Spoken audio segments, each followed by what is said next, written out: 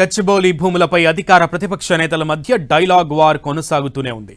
కాంగ్రెస్ ప్రభుత్వం ఆర్బీఐ నిబంధనలు పాటించకుండా 10,000 కోట్ల అప్పు తెచ్చిందన్న కేటీఆర్ కామెంట్స్ కు మంత్రి శ్రీధర్ బాబు కౌంటర్ ఇచ్చారు. సెబీ నిబంధనలకు అనుగుణంగానే బాండ్ల జారీ ప్రక్రియ జరిగిందని చెప్పారు శ్రీధర్ బాబు. గచ్చిబౌలి భూములపై ఎలాంటి వివాదాలు లేవన్న శ్రీధర్ బాబు ఐసీఐసీఐ నుంచి తాము ఎలాంటి లోన్లు తీసుకోలేదని చెప్పారు. రాష్ట్ర ప్రజల సంక్షేమ కార్యక్రమాల కోసమే నిధులు సేకరిస్తున్నామన్నారు మంత్రి శ్రీధర్ బాబు.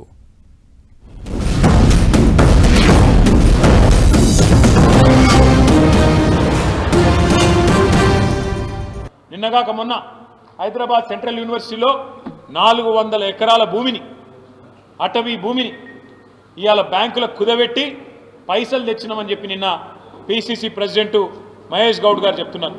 కానీ మళ్ళీ ఇంకా కూడా స్వయంగా పిసిసి అధ్యక్షుడే చెప్తుంటే కుదబెట్టినామని ఏం లేదని చెప్పి ఇంకో మంత్రి గారు మాట్లాడుతూ ఉన్నాడు.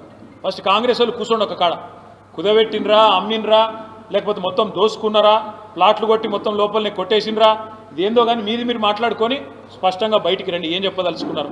మేము స్పష్టంగా ఆరోపిస్తూ ఉన్నాం. మొన్న జరిగింది సెంట్రల్ యూనివర్సిటీ భూముల్లో కంచె గచ్చిబౌలిలో భారతదేశంలోనే అతిపెద్ద ఫ్రాడ్ ఎట్లా అంటే నేను ఒకటే మాటలు చెప్తా.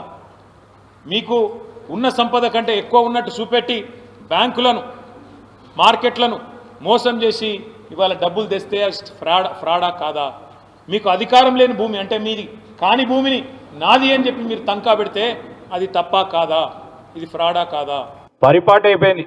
బురద జల్లాలే వారే చూసుకుంటారు. కానీ డబ్బులకు సంబంధించి 10,000 కోట్ల రూపాయలకు సంబంధించిన అంశం విషయంలో అనేక విషయాలు వారు చెప్పారు. కేటీఆర్ గారు 5,200 కోట్ల విలువైన భూమిని 30,000 కోట్లుగా చూపించినారు అన్నారు. ఆర్బీఐ నిబంధనలను పాటించకుండా 10,000 కోట్లు తెచ్చారన్నారు.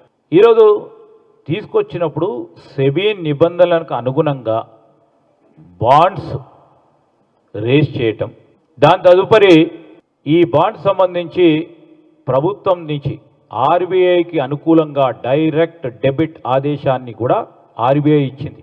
అంటే కట్టేటప్పుడు ఇబ్బంది జరిగితే వారు అనుమతి తీసుకొని కట్టే అంశం విషయంలో డైరెక్ట్గా ప్రభుత్వం ఇచ్చినా ఇవ్వకుండా నేరుగా కలెక్ట్ చేసుకోవడానికి వెసులుబాటు ఇచ్చే కార్యక్రమాన్ని ఇచ్చి ముందుకు సాగండి అని చెప్పినట్టు ఆర్బీఐ నిర్ధారణ కూడా